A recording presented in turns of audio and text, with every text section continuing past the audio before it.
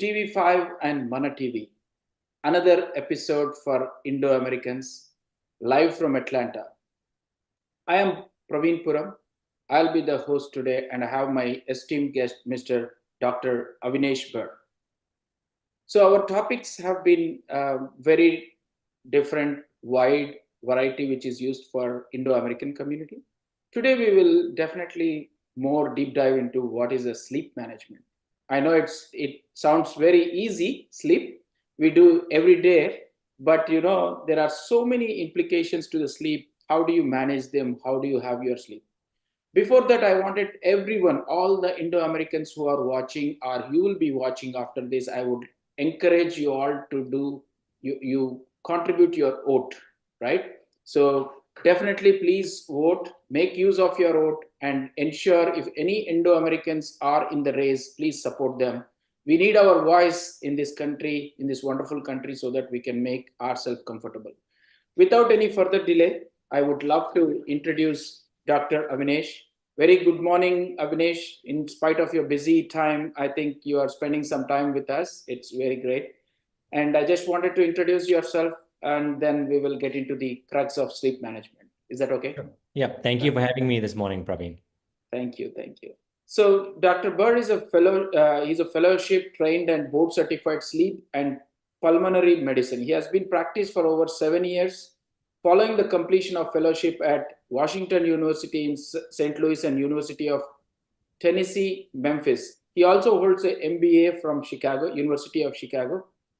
So he has also many awards. I will not go detail into the awards, but one few of them which are very important to know about him. It's Asia 21 Young Leaders Award, Asia Society Teaching Award for Internal Medicine.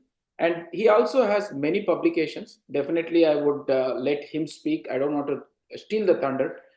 Over to you, Avinash. Again, thank you so much from the entire group of Sliiip for helping the community from sleep management, and having Indo-Americans in the health industry is always a blessing for all of us. Mm-hmm. And thanks to the sponsors, Pearsoft, Sliiip, and also Ready CPA for making these episodes running successfully.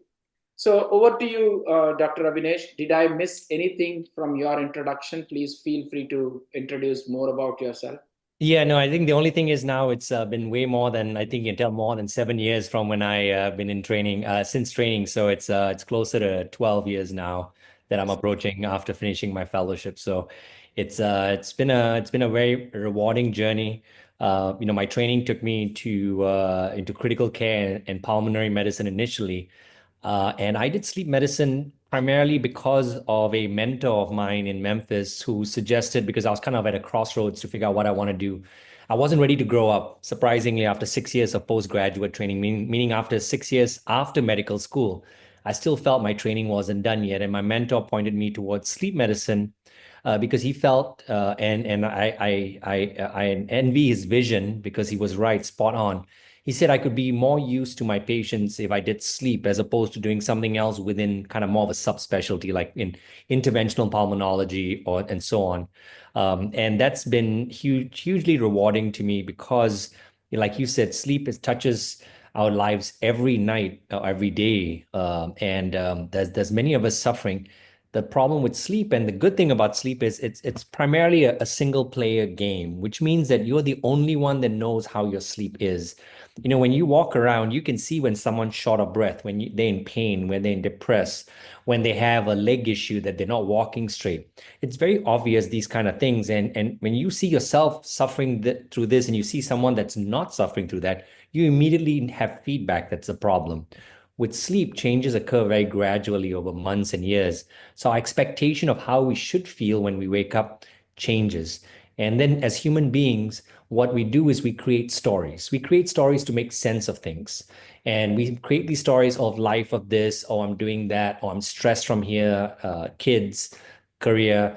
And we then relegate sleep to just an afterthought that what I need to do to squeeze in some time, whatever time I have, but not realizing it's actually the building block for tomorrow.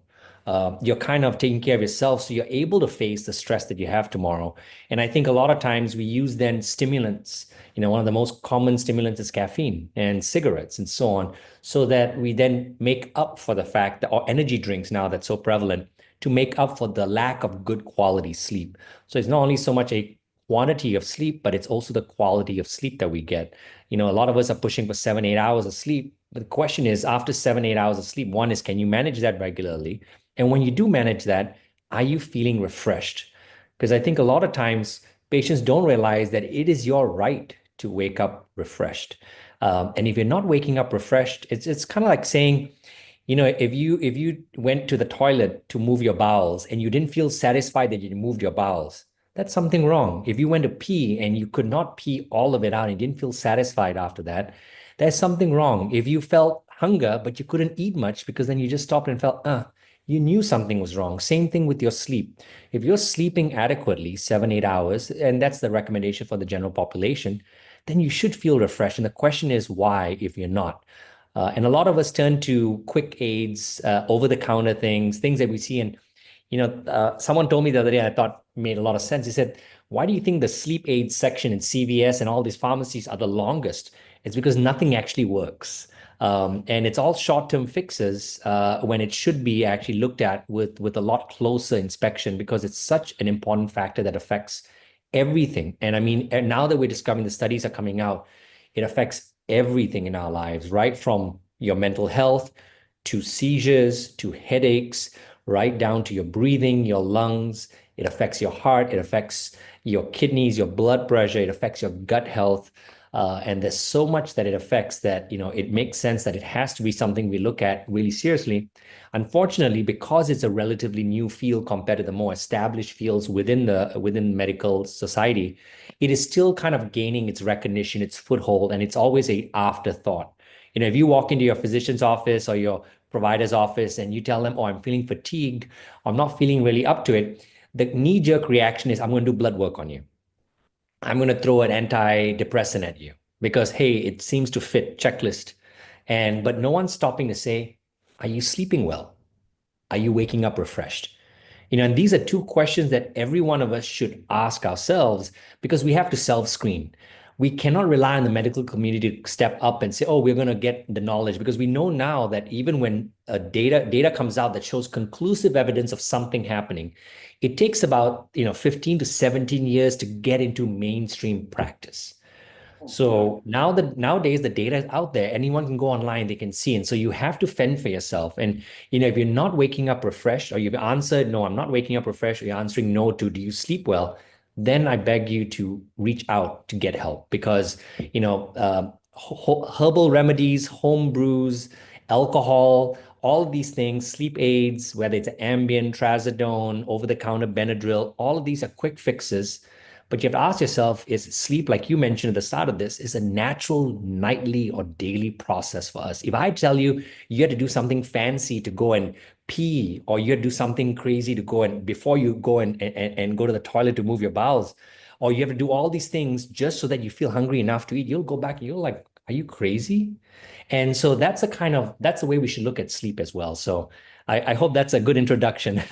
No, I think Dr. Avinash, you have nailed down. First of all, thanks to your mentor, right? I could when I saw you on LinkedIn, I thought, wow, Sleep also has a doctor. I was shocked because we never encountered that situation, right? Why did I choose to give it to the community? This one is number one because of the gadgets, right? Mhm. And social media. Everyone, if you see the screen time, minimum of 3 hours, maximum of 6 hours, right? So with this, the blue screen. Mhm. So are we sleeping right? You said rightly, if you don't sleep and wake up in the morning, it's not refreshing, then your day goes really dull, You right? literally wake up on the wrong side of the bed, right? Absolutely. I go to people, they say they're partying and they are all night they are up, but is it good to health? No, obviously. So that is the reason I picked the community, especially in US. There will be a lot of because when you go to India, people will be tired going here and there and they sleep. But in US, I know you know that you will not be tired so easily here. So obviously they'll be up watching gadgets, TV, movies, Mhm. partying, and all those kinds of stuff. So definitely, I thought this is a wonderful subject to see. And I think you chose the right one because I also Googled, I don't see more sleep medicine specialists, right? Yeah, it is definitely. The US produces on average a little bit less than 150 sleep physicians a year. Oh my, that's too less. 150. Yes. And a lot of times you have to do a base specialization, whether internal medicine or family medicine, which is a 3 year specialization. And then, a lot of people at that point have medical school debt plus 3 years of working as a resident to think about whether they want to really specialize in sleep. And again, because the respect that sleep has not received yet, a lot of people think, oh, it's not worth my time to give up another year of salary that I could earn to pay back. And so, yeah, so there's definitely definitely a gulf of sleep physicians. And, as society modernizes, we all have to accept that tools that allow us the luxury, because like you said, we're in the US, there's a higher standard of living here. We get time to play, right? And a lot of times what people play is social media, your own time, whether you want to watch Netflix, and binge watch that. It's fine as something that you do to reward yourself. But like you said, if you're waking up the next day feeling unrefreshed, then you have to start looking at all these things and seeing whether what can you slowly remove as a kind of you kind of have to work through your list of like, all right, am I sleeping enough? Do I need to cut my screen time down? Because we all have those episodes where we go for a function, we go for dinners, we will wake up a little bit tired, we have a little more than one or two drinks. And that's part of our life, and we want to kind of enjoy life to the best of our abilities. And if you're able to sustain that, that's fine. But you have to be honest with yourself when you wake up. If you're waking up unrefreshed or you feel like your sleep isn't good, then you have to start looking and that's happening consistently, not just one night or two nights. Consistently, you feel, and that's kind of my journey as well, because I had to self-diagnose my sleep apnea a few years ago because I was kind of going through the same thing as well, where I would wake up tired. And the other thing was this, it was a situation where I would wake up more anxious in the morning. And I used to love work. I used to wake up early in the morning. I used to be an early riser, 5:30 or 6, bang out the work, get stuff done, exercise. And then I realized as I hit 40, 41, I was snoozing a little bit more. And then I was having a little bit more anxiety in the morning, meaning that I would like, oh my God, I've got so much work to do. And my wife mentioned, oh, I think I heard you snore a little bit. And this is, I'm not even a loud snorer. And that got me checked out. I checked myself out and it was true. And I've got myself treated. But I promise you this, if I wasn't in this field, I would never have thought about that because the symptoms were so subtle. And that's why I think every one of us owes it to ourselves because we have the luxury of having sleep physicians that can help, that people understand that sleep is now they call it, or what we're trying to call it is the fifth vital sign. Previously the drug and pharmaceutical companies used pain as a marketing tool and said that's the fifth vital sign, but that's not true. It is a concern, but sleep has to be that fifth vital sign because when you wake up and if you have issues related to sleep, it affects every part of your body. And that's why people tend to kind of feel like when they age, their medical conditions start increasing and they start feeling like they're breaking down, that everything in their lives starts not working. And you have to be honest with yourself if whether you're sleeping well and waking up refreshed. So, absolutely, I agree with you, Dr. Anvesh. So, after doing so many episodes with great people like you, I always want like 10 seconds or 15 seconds to tell about your daily lifestyle. The reason I ask this is I want them to, every one of us, you need to adopt, right? Either you need to learn from others or you have a self discipline. So, from your perspective, what is your lifestyle in a day? Just in a high level, how much time you sleep, what you get up, what's your practice? Yeah, so I generally wake up around 6 o'clock and usually without an alarm, which I love that feeling of waking up without an alarm. The alarm, I think it's society's kind of buzzer to you to kind of go wake the hell up. And but the idea is that if you wake up consistently at the same time, then you will eventually fall asleep at the same time more consistently. Most of us try to get into bed at a certain time to get our 7 to 8 hours in. What we don't realize is the better thing to do is to schedule or be very firm about your wake up time because we all have the ability to stay awake for about 16 to 17 hours a day. Most of us have. And that range of 16 to 17 depends on what we've done during the day, whether it's physically or mentally exhausting. And so we have different factors that drives that tiredness. But generally, if you wake up at 6 o'clock, which I do, I wake up, now I started a new routine. I used to do more exercises, cardio exercises in the morning. And I switched that now to more stretching as I've realized stretching has become such an important component of aging. And so I'll do that in the morning and sometimes I'll do cardio. I will then have my breakfast. I have a chia seed pudding. I will have a cup of coffee, black, no cream, no sugar. And I love the taste of coffee, so it's something I'm not willing to give up just yet. And then I start work. I get my son ready for school, and I help my wife as well, getting our baby ready for school, getting our 8-month-old as well ready for the day. And then I get to work, and work is work, and I'll finish up around 5. I'll have lunch in between. I usually drink a lot of water, so I've got this canister of warm water and lemon here. Sometimes I'll use green tea. And after work, it's kids and getting them ready for the night and getting them ready with the shower. And then we have dinner around 7-ish. And by 9:30, I know already because that's kind of hitting that 16-hour mark, 15 and a half hours. I'm already tired. We're watching a little bit of Netflix at that point. And usually by 9:45, 10, we switch that off and I'm off to bed by 10, 10:15. And that allows me then to sleep through the night and wake up consistently at 6 o'clock. But I use a CPAP machine for my sleep apnea. So that allows me to wake up every morning more consistently, feeling like I got a great night of sleep. Excellent. I think I'm observing most of the successful people also follow like 5 o'clock, 6 o'clock. So you are also, whatever you said, I could match with most of the people who are successful. And now let's get deep into the sleep management, Dr. Mhm. Avnesh. So tell us why sleep is so critical for the life, right? And for our well-being. And what are the most critical disorders you find in our life, especially in the Indo-American life, or it might be India. That's okay for anyone. So tell us more these basics of sleep health. Yeah, so sleep health can affect cardiovascular health, and that's one that we always are worried about. Especially in the Indo-American community, the heart disease risk factors are much higher compared to the rest of the population. It's more of a genetic predisposition. We don't need to fit the picture, the poster child of someone with bad heart disease. In the US, is someone grossly overweight, much older. For a lot of Indo-Americans, you can be in your 50s and be somewhat relatively, but we can have a different kind of obesity on the inside that affects us in terms of our risk factors as well. So the idea that, oh, I'm not as overweight as that person means I'm well better off is a concern because that kind of throws us off into a feeling of that, oh, we're good and we don't have to improve our health.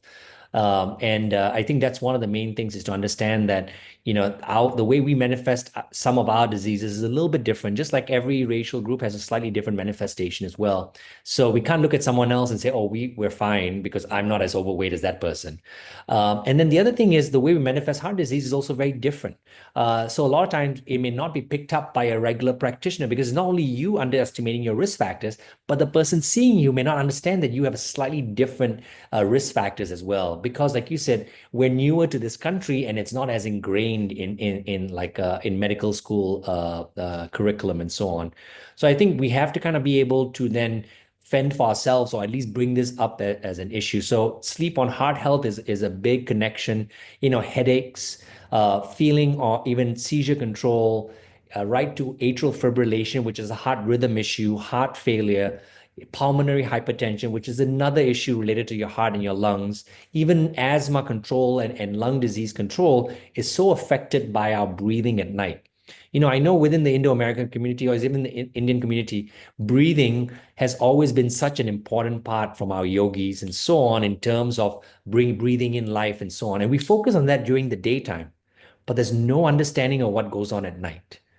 And that's why it brings us to what it seems to be an epidemic right now is of sleep apnea. And that's one of the most common things in most sleep practices, most sleep practitioners, as much as we'd like to see the zebras of medical literature because it gets us excited, like, ooh, what a rare disease. The most common, the bread and butter, 80-90% of patients have sleep apnea. And it's very subtle in presentation. There are other diseases and issues within or sleep disorders. I think diseases sounds bad, but it's a sleep disorder which can be corrected. Things like restless legs, insomnia. These are other issues that can affect us. Sleepwalking, sleep talking, all of these issues as well. Night terrors. So these are all different sleep disorders, but by far the biggest offender in terms of in that group of sleep disorders is sleep apnea, which is basically a narrowing of the airway. And we normally associate it with someone who's overweight, older males, your older uncle, your grandfather who was falling asleep on the couch. Ha ha ha, Dada has fallen asleep again. You can't continue a conversation, or old people are, like that. And that's not true. It's their sleep apnea that's affecting them. Because as you get older, just like as you gain weight, muscles in our body weaken and the muscles in our airway as well weaken. And when that happens, the airway becomes more collapsible during the night. And it's collapsible because just like the muscles in your body that relaxes as you're drifting off to sleep, the muscles in your airway here as well relax.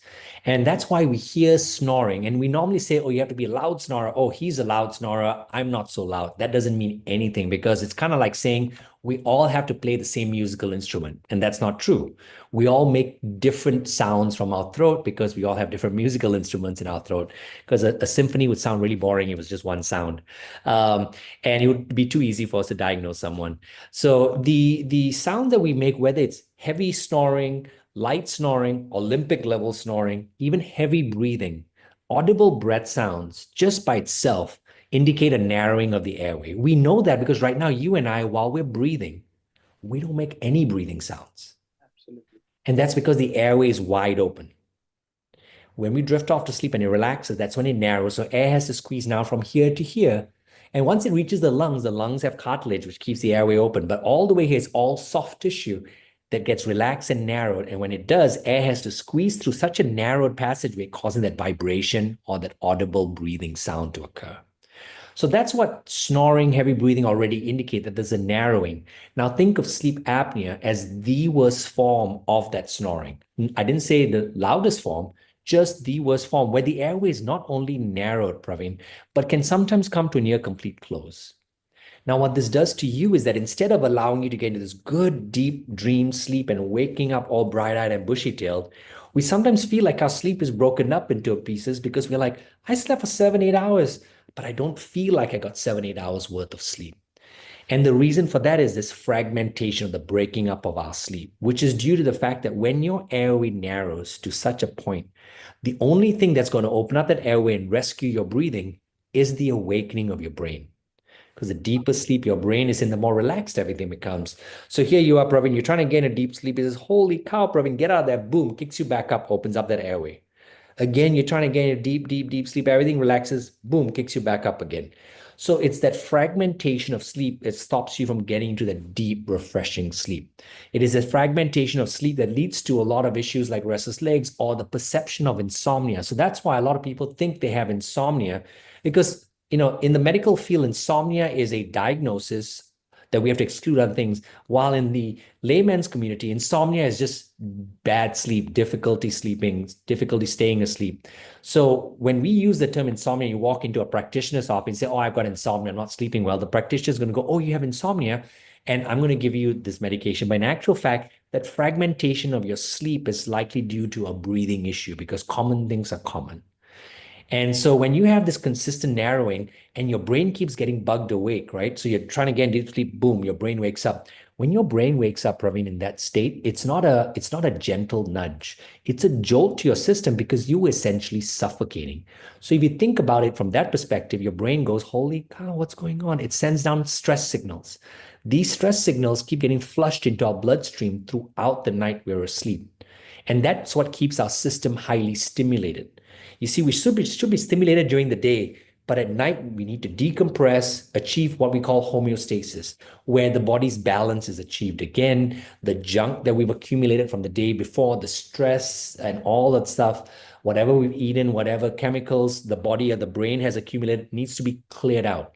Only with rest do we get that. Now, with sleep disruption, because of things like sleep apnea, you're stressed and stimulated day and night. And that's what leads to heart disease, stroke risk, and issues related to mental health as well, because you're highly strung up, you're highly stimulated, but yet at the same time, you're exhausted because you haven't got enough sleep. So it is this thing that leads to this heart disease risk over and over again. And a lot of people mistake this for, "Oh, because you're not so overweight, or you don't snore very much, or I only snore when I've got a cold, or I only snore this." It doesn't matter because we have to look at it like no one's listening to you at 3 o'clock in the morning. I don't care how attentive your husband is or your wife is.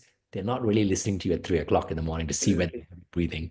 So, I'd say if you're not having a breathing issue, if you don't think that, don't just, don't rule that out because that's what we see commonly. People mistakenly think that they have insomnia, they go untreated because they don't want the diagnosis of sleep apnea because the poster child of sleep apnea is someone overweight. I never want to be associated with that. So that's the common things that really what we see. And so, I'll stop here and see what further questions you have. No, I think it's scary, right? I was just thinking when you were talking, there is so much things happening during the sleep, but we don't even know. Now I feel it's blessed when you get up, you are active and running, right? So now the question is the dreams, right? Are these dreams related to the sleep? Because some people get good sleep, good dreams. They might get bad dreams. And I also heard some, like for example, I have one person known, if she feels that tomorrow someone is going to die, she'll get up in the morning and say, "Hey, I saw a dream of someone dies." Then it happens. What does that mean to me? Is this the sleep create some dreams or any science behind it? Well, there is some science, we just don't know what it means for a lot of people. Regular dreaming is different compared to dreams that have certain themes to it. Like a lot of people who had sleep disruption or breathing disruption due to sleep. And I become more curious with this because I hear this thing. I feel like I'm drowning. I feel like I'm being chased and trying to be killed because your stress response is getting triggered. And you have phase shifting as well. So the sleep phase shifting is what leads to a lot of these sort of dreams and vivid dreams and so on, is because you're not getting into that light dream, deep sleep, REM sleep in a nice gradual fashion. There's a lot of phase shifting, which is thought to lead to some of these vividness of our dreams and recalls. But again, kind of having premonitions about something bad, that's still outside the wheelhouse of what we're trying to understand. We're still really at the basic understanding of sleep right now. Dreaming and so on is still very much something that we haven't really put our finger on just yet. Absolutely. Whenever you get, please let us know. Yes, will do. Dr. Avnish, today, if you go for a physical, right? So, is there a need for us, or what is that for us to trigger whether it is a problem or not? How do we ensure? Because now, when we go to physical, you see the blood work and all the stuff, and you see the minimum things like the functioning of kidney or liver or whatnot. But no one talks about sleep. Hmm. So is it that the candidate or any one patient should tell to the doctor, or how is that if no one thinks, it's snoring, just ignore? So how does we need to get a trigger to our mind to go and visit a doctor? Well, that's true. And I think all of us, I think whether you're in Indo-American community or just in the American community or as a human race in general, I think all of us can agree on one thing. We don't want medications to live our lives. We don't want to feel like we're dependent on a medication. And a lot of us, as we grow up or grow older, we don't want fuss around our health. We want simplicity. And the one thing about simplicity is that it's achievable. Good health is not complicated. It comes down to three really important facets: nutrition, mobility, sleep. As long as you're eating well, hydrating well, you're not drinking your calories. So just a lot of water, a lot of good, healthy, fresh foods, moving around a lot, stretching a lot, pushing. A lot of times, especially in Asian communities, as you get older, you're supposed to slow down. You're supposed to restrict your activity. You're not supposed to push yourself because, oh, Dada, we don't want you to overwork yourself. And it's actually the opposite. We should be pushing ourselves. We should be striving to be as strong as possible because if at the age of 60, I want to still be able to preserve the ability to carry my grandchild or my child. I want to do that at the age of 80. I have to be strong now, right? If I start being frail, so nutrition, mobility, and then sleep. So before you see a physician, is to see, do you have to do your own gut check? And when we go in and see a or physician in general, the sleep issue is something that you have to bring up because if you feel like you're not waking up refreshed, then that should be brought up as a concern because honestly, if you get your sleep treated, you will simplify your life. You will reduce your dependence on medications. If you take control of your life and not be a victim of just say, oh, whatever God gives us, then we actually have those tools now. And it's not complicated. It's not expensive. It is not to an exclusive group of people. Anyone can achieve it. Three things.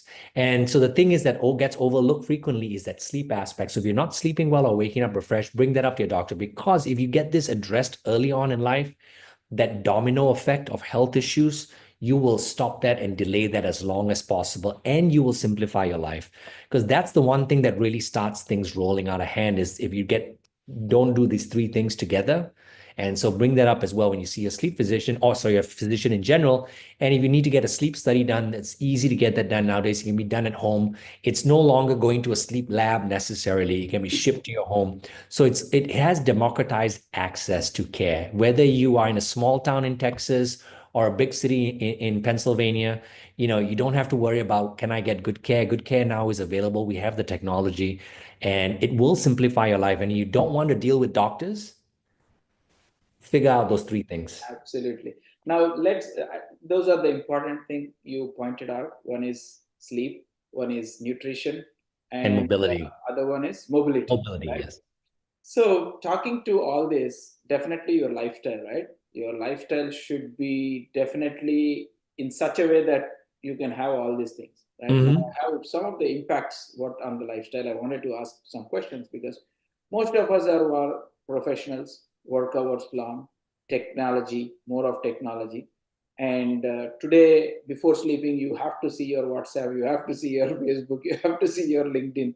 So, what are the strategies for all of the community to ensure that the lifestyle is not impacting your sleep?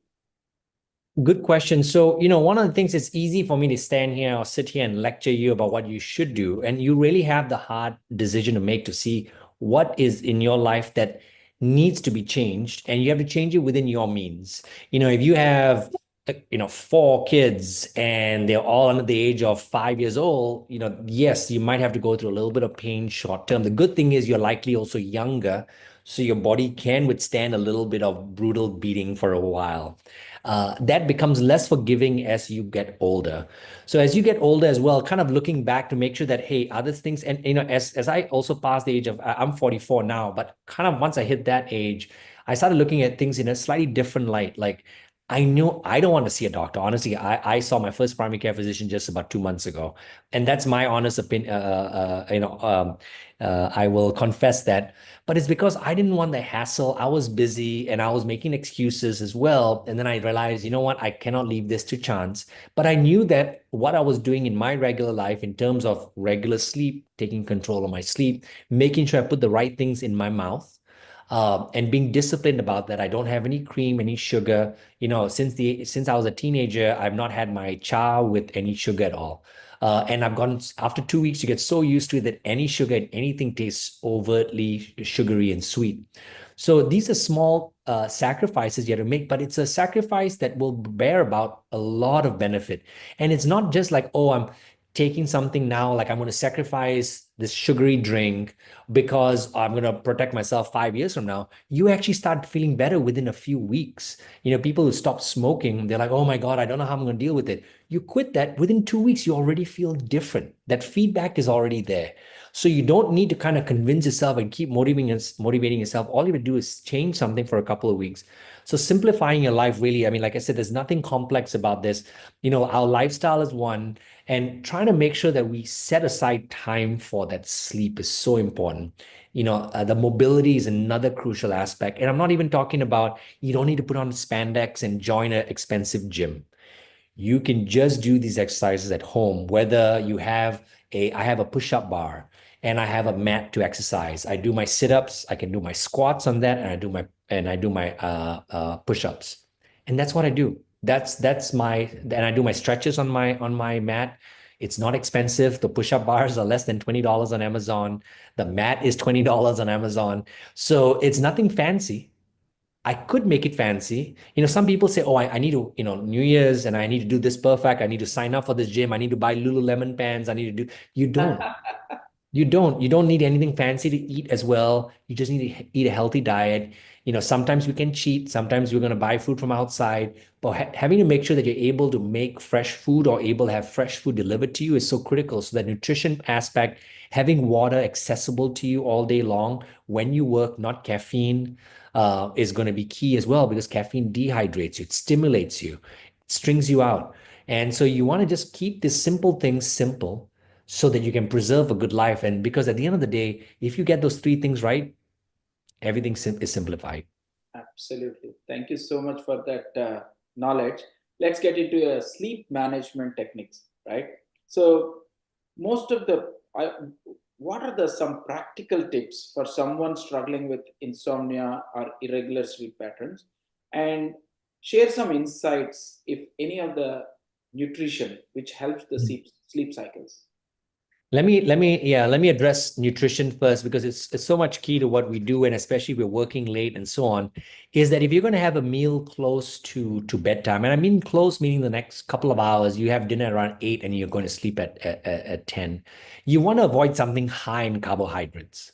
Mhm. A lot of rotias and so on have a lot of carbohydrates, and then it's sluggish, it's slow digestion as well. So it might feel bloated as well. So kind of keeping that to a minimal level. And I'm not saying cut it out, because we all have our cultural needs and so on. And you can't change our diets drastically, but you can keep the components of it the same, just the proportion of it different, right? It can be a much smaller proportion of things like wheat and so on and rice, and much heavier on the greens, and making sure that the proteins are also present.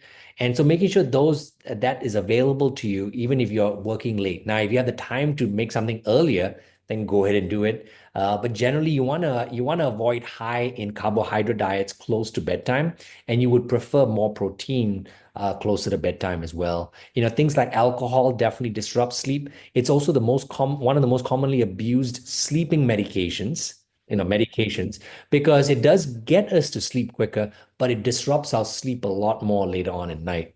So trying to avoid those kind of things is definitely helpful. In terms of management of sleep issues, one of the things is like you said, once if you've checked off no to whether you're waking up refreshed or whether you're sleeping well, either one of them you're saying no to, and it's not something that's, oh, just this last 1 week. I'm talking a few months that you're looking, okay, there's something going on here, because something's changed, because there's an acute issue that generally is 2 to 3 months. Whether you have a work stress, family stress, career stress, whatever you call it, That's short term. If this continues, then you kind of look at yourself and say, okay, what's going on here? And make sure, like you said, screen time is looked at as a potential cause. Do you have the right bedroom environment? Is it cool? Is it dark? Is it conducive for sleep? Do you have the opportunity for 7 to 8 hours? That's another key factor as well. So making sure you have that time to say, and one of the things is sleep, and I mentioned this before, is the wake up time is the cornerstone of predictable sleep. I think all of us hates unpredictability. Like I love my bowel movements in the morning. First thing I wake up, boom, get it out of the way. Check, high five to myself, right? And so even same thing with sleep. You want to be able to know when you're going to feel sleepy because then you prepare when you want to have dinner, when you watch TV, you play with your kids, because then you know you're marching towards your bedtime. But if your bedtime is all over the place because your wake time, you see, we as human beings, what we tend to do is, oh, I slept today at 11 o'clock at night and I normally sleep at 10, but oh, something's happened. 11 o'clock, I go to sleep. I wake up now, I set my alarm, let's say for whatever reason, an alarm clock set is at 6 because I always wake up at 6. Now I wake up at 6 and but let's say I don't wake up at 6 and I say the alarm clock goes off and I'm like, oh my God, I slept at 11. That's why I feel tired. I'm going to sleep in for an hour. So now you sleep in till 7 instead of 6 o'clock. So your 16-hour stop clock starts at 7 o'clock in the morning. So you fast forward 16 hours, that's 11 at night. So tonight, when you get into bed at 10 o'clock, your usual routine, and you're not able to fall asleep, then you go like, oh, what's going on? And that's what the unpredictability causes us. Then we say, okay, I can't go to sleep tonight. Oh, last night was a bad night. I couldn't sleep. And you see what happens when you lie in bed. And I don't mean this in an offensive way. I hear this story all the time. Oh, my mind won't shut off. And I'm thinking to myself, Baisab, you're not the only special person that's trying to solve the Middle East problem in your head or trying to balance your debt the country's debt in your head. I apologize. I know your mom told you you were very special, but you're not that special. It's not that your mind won't shut off, it's that your timing of sleep is wrong. Because when you lay down in bed and if you're not falling asleep, and if you've been used to now not sleeping well, immediately the red alarms go off. Like you get in bed, you're like, okay, why haven't I slept yet? Oh my God, it's gonna be like last night. Oh my God, I've got so much thing to do. Oh, I got this to do. I'm going to wake up feeling so bad tomorrow. I have to drop off the kids to school. And so immediately your anxiety goes up instead of mellowing down and relaxing, right? So it's actually your sleep timing is key.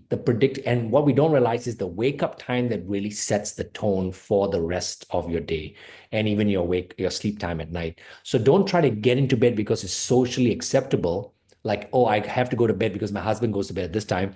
Because if you slept in for an hour, chances are that you are not going to likely fall asleep at the same time as he is.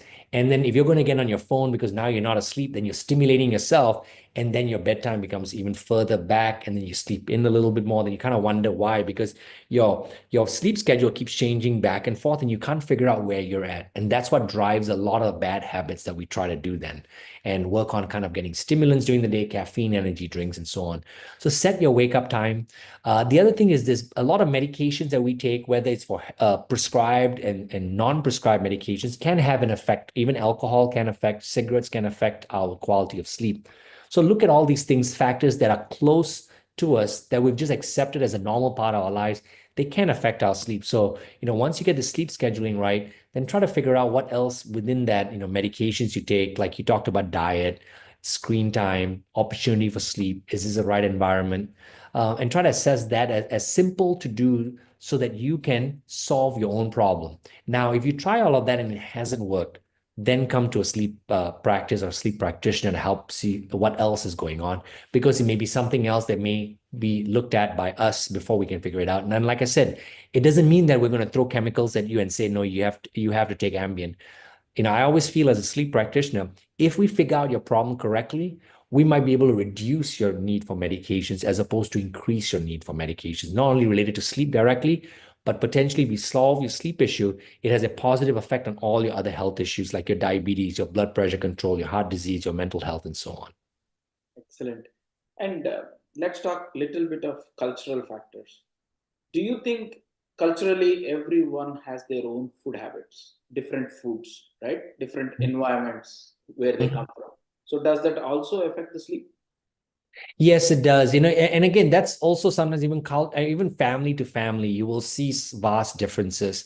And I've been talking this thing called sleep leadership, which is that, CEOs of companies need to give more attention to sleep because it has such an impact on the productivity of the rest of the organization. And if you as the leader show that sleep is, there's this bro culture in Silicon Valley where, oh, I didn't sleep all night, I was on this energy drink.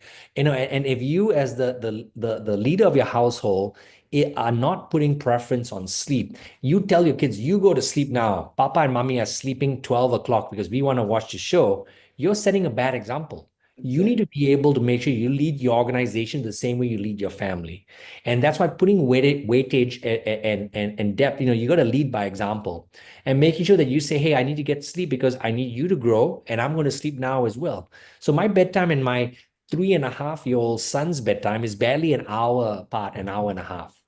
And so we also put the same amount of weightage on that. So that comes, I think culturally is one thing, but I think even from family to family, we see such a variation in how much respect we give sleep. And I think that filters down to everyone else, whether you're running a Fortune 500 company or whether you have a household of 4 people. Absolutely. So I think the culture, if you see the American lifestyle, everyone sleeps early and wakes up early, right? So most of our parents also do that. What is your suggestion to the parents? Everyone should, all the kids, we need to make them a habit of sleeping like by 8 o'clock, 9 o'clock, or In different ages, yes. When they're less than 12 years old, they need about 10 to 12 hours of sleep. That's always good. Now, teenagers, because of their growing personalities, it might be difficult, but again, it is to impress upon them what issues they have in the daytime that's within their control that they can have at night. If they're struggling to wake up and they're not performing well at school, they have behavioral issues and so on, is to address that sleep issue because that's going to be cornerstone. A lot of kids nowadays are being diagnosed with ADD and so on, but a lot of it is because no one's asking them about their sleep. No one's actually getting them to sleep enough. And that concerns me because we don't know the long-term effects of these medications. Yes, they might get them through their school year this year and next year, but are they going to always need a stimulant to stay focused? And is there a better way that we can address this? So definitely, I think in terms of trying to making sure, and again, the recommendations, you can go on the website and see the American Academy of Sleep Medicine has the national guidelines in terms of the amount of sleep that's required by toddlers, up to the age of 12 and adults and so on. And for most adults, it's 7 to 8 hours. Now, some of us may get 6 hours and 45 minutes one night because we just didn't have the opportunity. But in general, we need to have the opportunity to have between 7 to 8 hours of sleep. And I always tell my patients this, don't just listen to me or the American Academy of Sleep Medicine. You do it yourself. You sense the difference. If you feel it's worth your time to be stricter about your sleep so that you're getting enough because, hey, my relationship has improved. Oh, hey, my work has improved because I actually am not grumpy when I get to work and I'm actually enjoying it. So when my boss gives me more work, I'm just like knocking it out. Oh, wow. And so if you see the connection between sleep and your actions, then, or the outcome of it, then you're like, oh, I see it. And it's not difficult to see. All you do is challenge the person to try something different just for a week or two and say, hey, don't listen to me. You see for yourself if it's worth the sacrifice. And I think many people come back to you and say yes. absolutely. I think that's definitely the habits. You need to practice the habit, have a very tight timelines. Like if you want 8 hours, you have to sleep for 8 hours. And Someone if might you can't sleep sleep for 8 hours because you're trying and you still can't, then you need help and figure out if you're still tired. That's going to be the important thing is to kind of be introspective about, okay, am I getting what I want out of this? Am I actually waking up more refreshed now at 7.5 hours? No, I'm not. Okay, maybe I need to seek a professional, see if there's anything else about this. exactly. So, Dr. Avinash, now let's talk about more sleep, right? You being the CEO of sleep and you do most of the sleep management. So, tell us more about what kind of technologies you use and what kind of softwares you use and how do you give the patients a solution, right? So, Mhm. when you go for any of the treatments, you have a plan. So, tell us more. Some of the treatments are the package kind of a solution what you give to the patients. Yeah, and all we're doing right now is just bringing the technology that is there, Mhm. bringing it easier to be accessed by patients, quicker, and allows anyone anywhere, not just big cities or first grade metropolitans, to have access to quality care. Because one of the biggest probably realizations that I had in my career was when I moved from a tertiary care center like WashU in St. Louis, where I was doing my sleep fellowship, and I moved to a small town in Georgia. I realized the disparity of care, and people are so grateful for just care that I realized that they weren't getting great care, and there was ways that we could do this much more effectively. I didn't need people coming an hour driving time and waiting in my waiting room for 20 minutes, half an hour, 45 minutes just to be seen, filling up loads of paperwork. It wasn't necessary because I was solving their problems quickly. And I was thinking to myself, oh my God, this patient came and waited for me, and all I did was solve their problem in 5 minutes. Okay. And so that's where the idea is, could we do this more effectively? And that's where sleep medicine or sleep telemedicine came about. So the practice name is Sliiip, spelled Sliip, but it's pronounced Sliiip.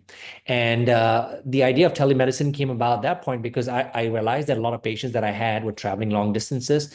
And if you actually care about the patient, meaning that you're willing to listen and want to solve the problem, you don't need them come to pay. They don't need to come to the temple to you to pay homage. You can do it from anywhere. And so we can come to you, for example. So we do telemedicine, and we don't have any physical locations. All our providers or sleep board certified sleep physicians, they all work from home, and they're all throughout the country. And so what we are able to do is see patients in different states wherever we are licensed, and allows us to do the televisit. We don't need to download an app nowadays. They're browser based. So you just click on a link, answer, you put in your name, put in your date of birth, it logs you in. It's super simple now. And then we see them for the consultation, and we can run their benefits through their insurance, because insurance now, after the pandemic as well, covers telemedicine because they understand that there's such an impact on getting good care rather than keeping it further away from patients. So improving access has definitely done that. So we run the insurance benefits, making sure that we're in network. We see them for the teleconsultation, figure out what their problem is. Usually a lot of patients will come to us, they will need a sleep study to give us more information or validate some of our clinical judgment of what they may have. And the sleep study nowadays are magical. I mean, it's crazy because I was trained in the day when it was a lot of sleep labs and wires, and even the home sleep test was wires just at home with maybe not as many wires.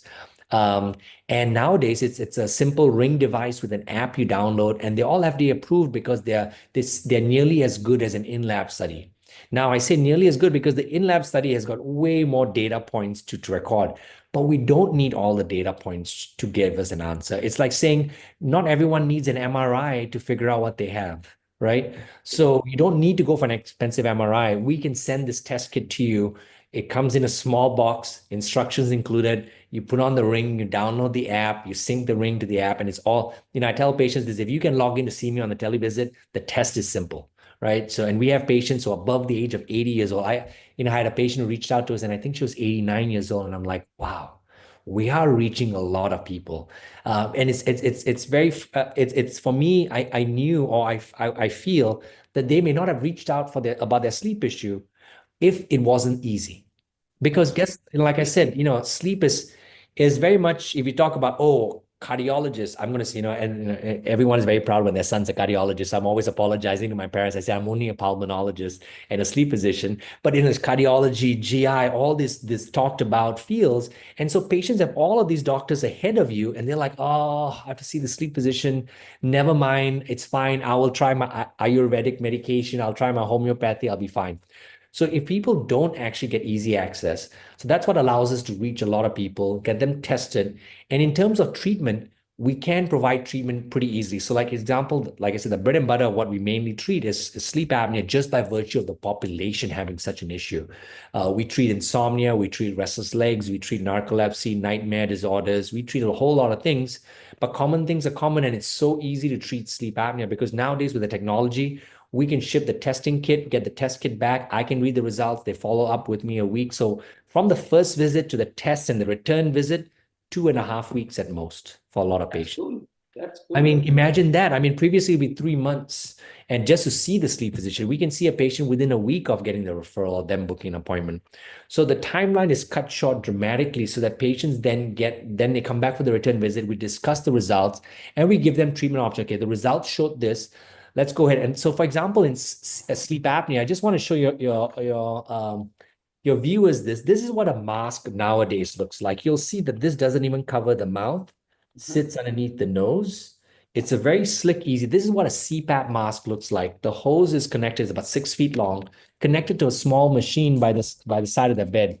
And all that machine does is detect when the airway is narrowing. It's got a special algorithm, a sensor that detects when the airway is narrowing. So it pushes more air pressure in, keeps your airway open, keeps your brain asleep. It goes back to what the yogis have been saying. Your breathing is key to life.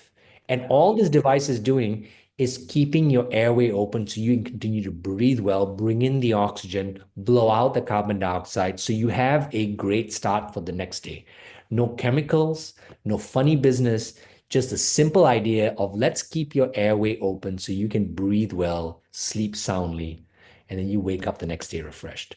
Excellent. The next option is a dental device. This is a mouth guard now that sleep dentists can make. So we can refer you to a sleep dentist closest to you to make a mouth guard to treat sleep apnea as well. This keeps your lower jaw forward because there's a tendency at night for your jaw to slack back, Uh-huh. which drags your tongue backwards and narrows your airway. By keeping your jaw forward, your airway stays open because your tongue stays forward as well.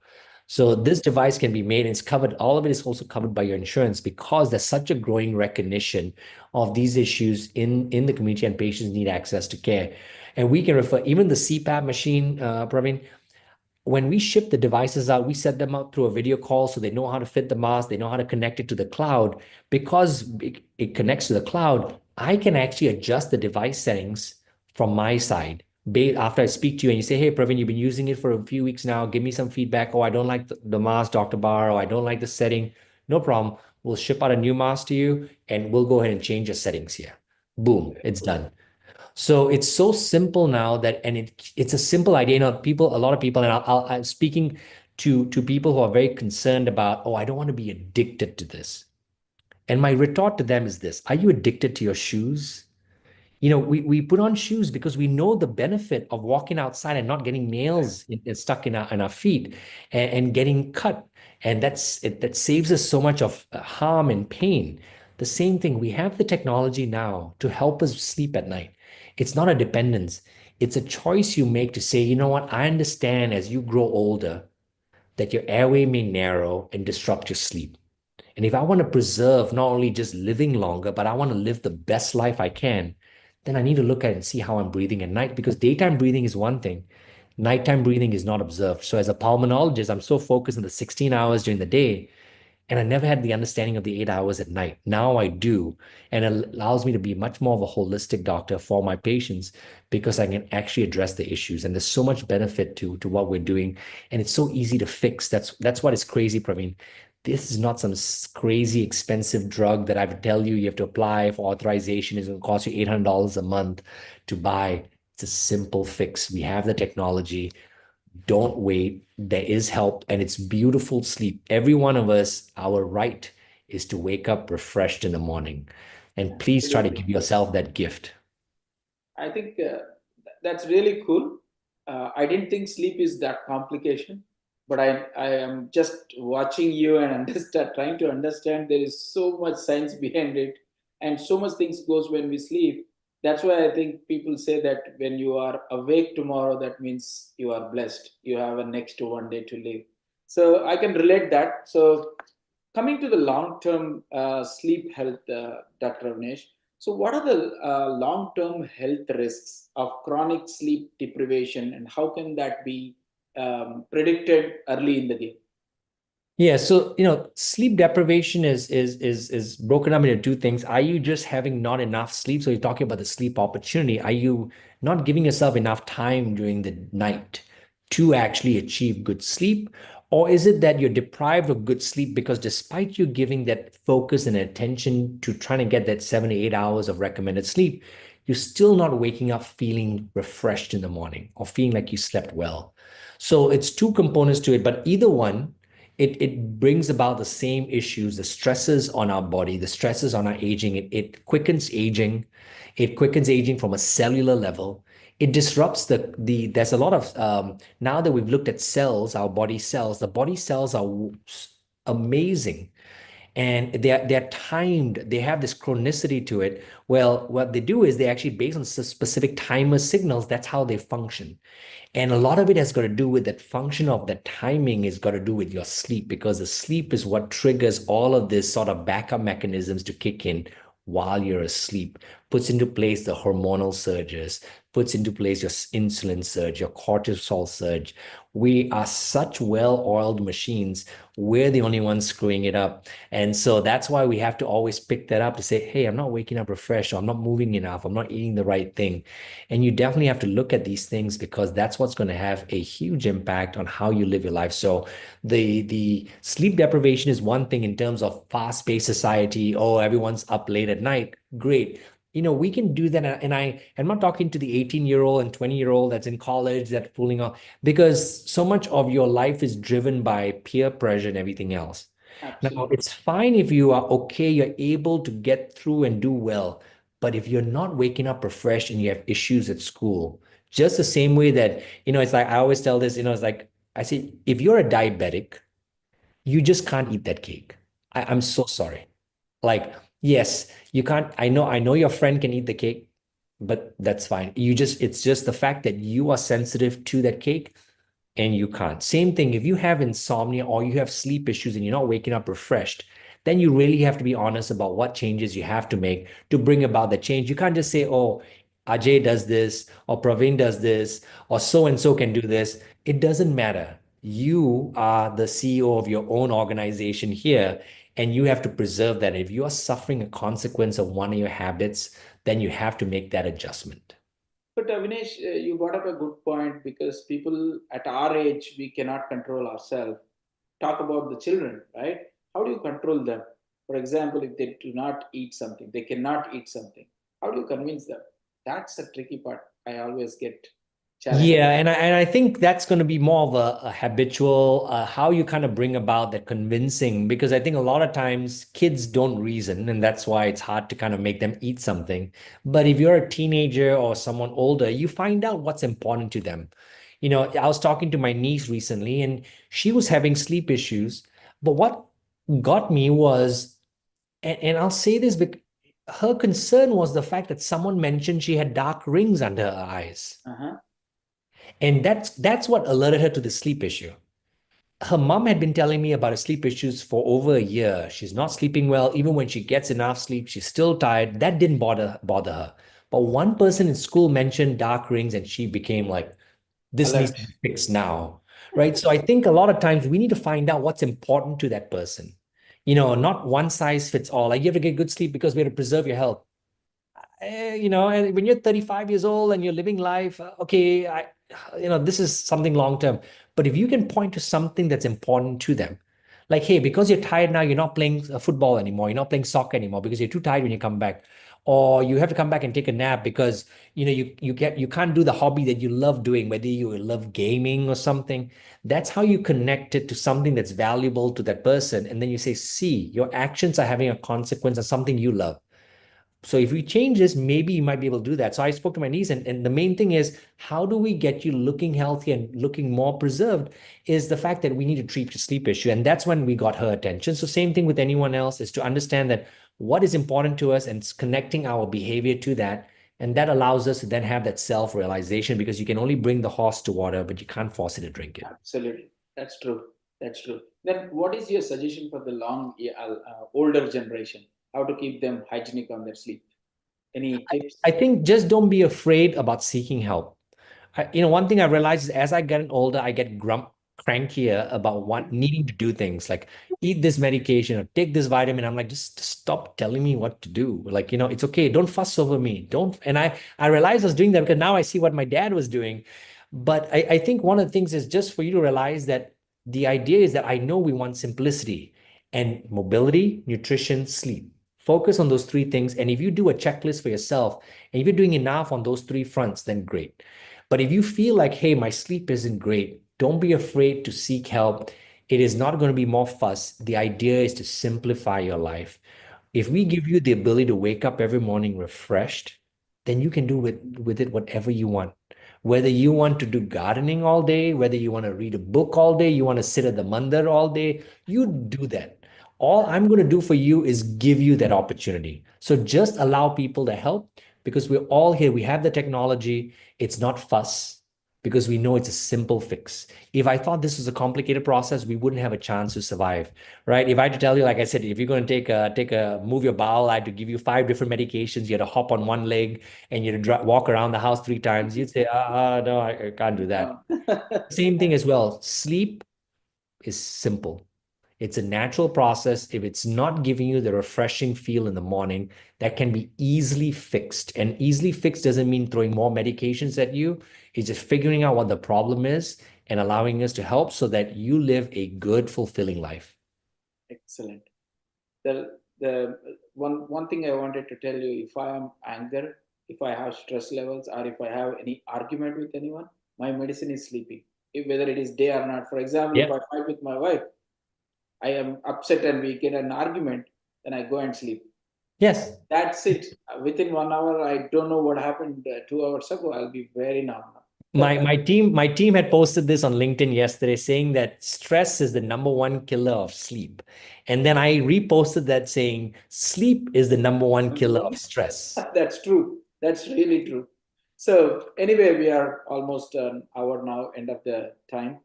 Dr. Avnesh, what would be your 3 suggestions to the community for a healthy sleep? I know you told 3, but again, are there anything beyond that? Are the I final think just, one? look at the things that you're doing, simple things like keeping a more consistent wake up time. I know life changes and so on, just a wake up time that's more consistent will allow you the consistency of sleep. Making sure that you're doing the 3 things I mentioned, mobility, nutrition, sleep, just look at that and be honest with yourself because you're the only one that knows if you're doing enough for each 3, right? Especially for sleep. You see, your spouse or your family member can see what you eat. They can see how much you move around, so they can give you feedback, but they're not going to know if you're waking up refreshed. Because if you just wake up cranky every day, it's like, oh, that's how he is. That's his personality. He's not a morning person. You see how we tell ourselves these stories? Yes. So we kind of fill our gaps of knowledge, understanding with stories. So the second thing is definitely look at those 3 aspects of your life. And the third thing is this: if there is an issue, look at it, don't freak out, look at it over a span of time and then seek help if you need it because help is there. It's simple nowadays. Telemedicine exists. You don't have to leave work. I have patients that do it from their homes, at the restaurant. It's funny places they'll end up doing it, a telemedicine visit, but it doesn't have to encroach in your day because for me as well, one of the biggest things for me is was seeing a doctor was, oh my God, I didn't want to go and wait in the waiting room and that's what held off me getting help for a longest period of time. So, I think nowadays the help is there. So the third thing I'd say to that is reach out. It's not as difficult as it used to be. It's not as complicated. And if we do the right thing, we actually simplify our lives. Thank you. Thank you, Dr. Anvesh. I think, how do they reach you? It is sliiip.com. Yeah, so just go to our website. If you need to book an appointment, we're in 12 states currently, and we should be coming to a state near you as well. We are managed and run by board certified sleep physicians. We take everything from Medicare, TRICARE to commercial insurances. So just come to www.sleep, spelled SLIII, 3 I's and a P.com. Book an appointment there, get more information there. We have a lot of blogs there as well. See anything, and if you have questions, please reach out to us. We verify everyone's benefit before they see us, so no one's surprised with any bills. One thing I've noticed is because we're telling people can switch off and not answer our calls. So if we mess up on the bills, we will never get paid. So we will ensure that we take good care of you both clinically and financially. Thank you. Thank you, Dr. Avnesh, for your time on the weekend. And also, this is the show where I bring all people like you just to give benefit to the Indo-Americans, right? So Thanks you for having have me. watched this from Dr. Avnesh. So sleep well, be healthy, move, have good nutrition, and have mobility, right? And Yes, also, sir. please vote, right? We have another 12 days or so. Please Yeah. vote and show your strength for the Indo-Americans, whoever are participating.